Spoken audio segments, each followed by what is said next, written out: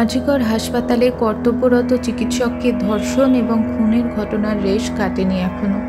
এর মধ্যেই ফের 25শে জুন আবারও একটা গণধর্ষণের ঘটনা ঘটে কসবা সাউথ ক্যালকাটা ল কলেজে।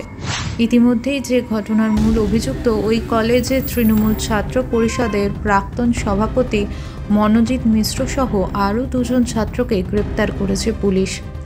গ্রেফতার করা হয়েছে সেদিন দায়িত্বে থাকা নিরাপত্তারক্ষীকেও। চলছে তদন্ত। আর এই নিয়ে তোলপাড় রাজ্য রাজনীতি।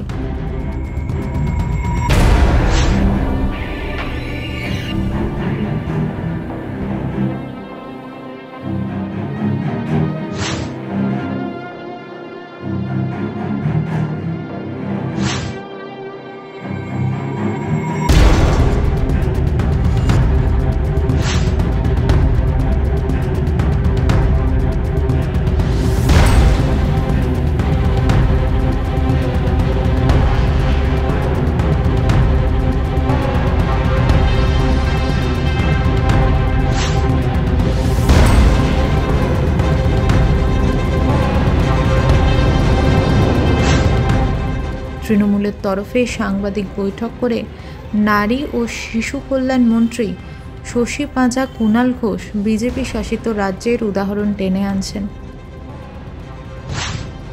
কার্তিক মহারাজ কাদের আশ্রিত? কার্তিক মহারাজ কাদের আশ্রিত? কার্তিক মহারাজকে কেন এখনো অ্যারেস্ট করা হয়নি? কার্তিক মহারাজের বিরুদ্ধে যে ভদ্রমহিলা বয়ান দিয়েছেন, আইনি প্রসেস শুরু হয়েছে, তারপরে লজ্জা করছে না সুকান্ত মজুমদারের কথা বলতে? কোথায় থাকেন যখন উন্নাও, হাতরাস, প্রয়াগরাজ, বিলকিস, উড়িষ্যা, মণিপুর, ত্রিপুরা ঘটনা ঘটতে থাকে? লজ্জা করে না যখন আপনাদের দলের মধ্যে এই নিয়ে প্রশ্ন ওঠে? লজ্জা করে না যখন কিছুদিন আগে একজন মহিলা ফেসবুক লাইভ করে আপনার দলের এক নেতার বিরুদ্ধে কথা বলেন? আজকে গেছেন নাটক করতে কার্তিক মহারাজ। এইগুলো করতে সাহস পেয়েছে এই সুকান্ত বাবুদের পার্টির মদতে। ধর্মকে কলুষিত করছে কার্তিক মহারাজের মতো লোকেরা। হিন্দু ধর্মকে কেন, সামগ্রিকভাবে ধর্মকেই কলুষিত করছে এইসব লোক। আর এদের প্যাট্রন হচ্ছে ধর্ম বিক্রি করে যারা রাজনীতি করে, এই সুকান্ত মজুমদারের মতো লোকেরা। অন্যদিকে রাজ্যের বিরোধী দলনেতা শুভেন্দু অধিকারী থেকে অগ্নিমিত্রা পাল একের পর এক আক্রমণ শানিয়েছে শাসক দলের বিরুদ্ধে। শনিবার দুপুরে গড়িয়াহাট মোড়ে বিক্ষোভ প্রদর্শন করে বিজেপি।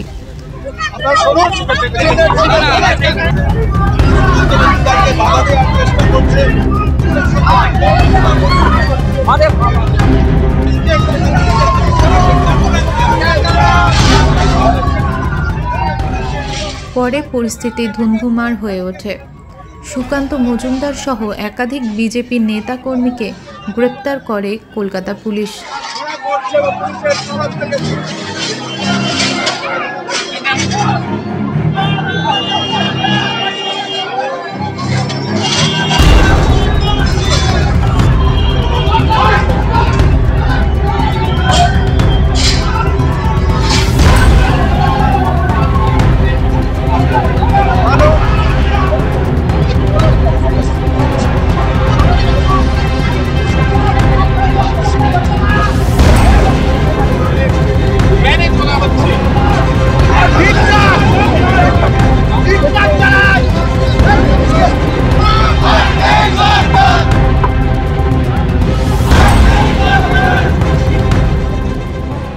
তবে সিবিআই নয়, রাজ্য পুলিশের উপরে তদন্তের ভার থাকুক বলে জানিয়েছেন বিজেপি নেত্রী অগ্নিমিত্রা পাল।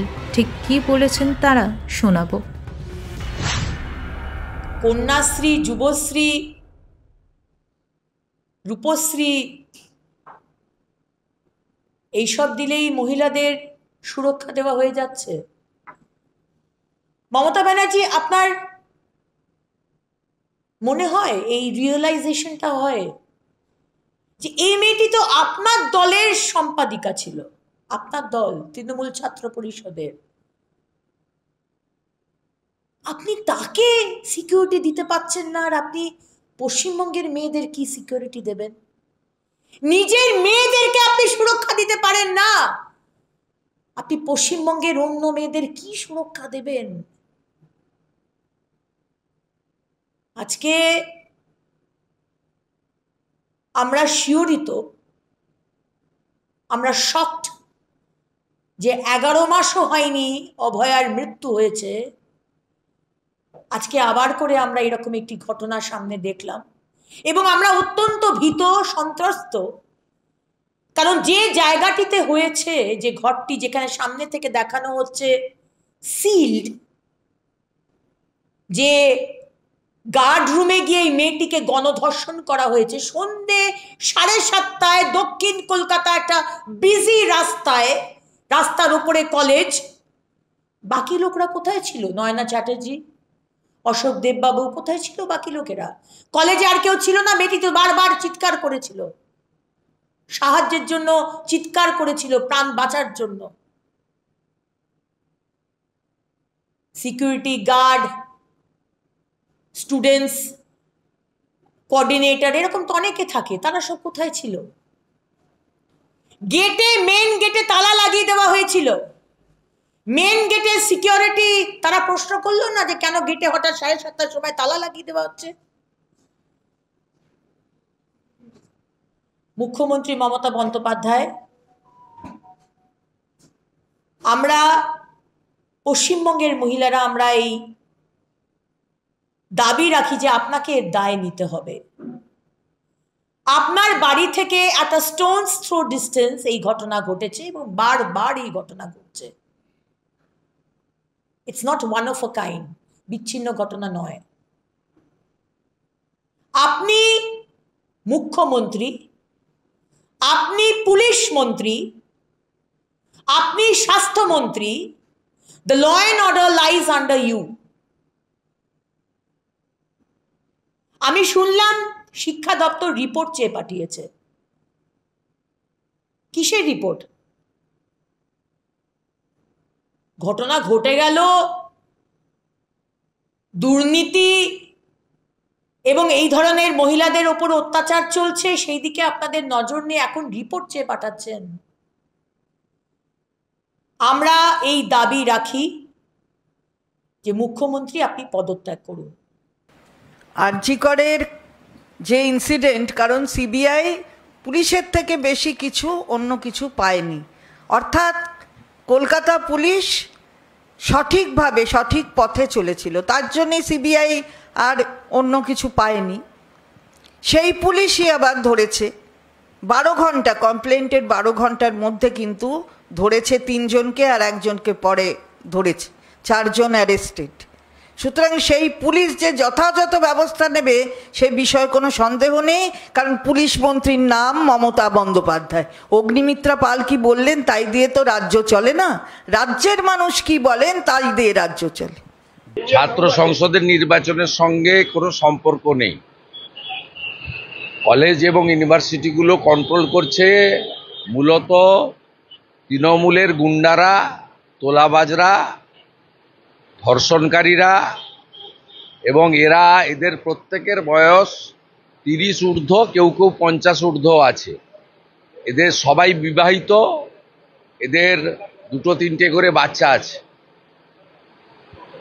এরা এই জায়গাগুলোকে আখড়ায় পরিণত করেছে এবং অধিকাংশ কলেজের গভর্নিং বডির প্রেসিডেন্ট এই ধরনের ভাইপো গ্যাংয়ের লোকেরা। অতএব এর সলিউশন একটাই, মমতা ব্যানার্জিকে সরাতে হবে।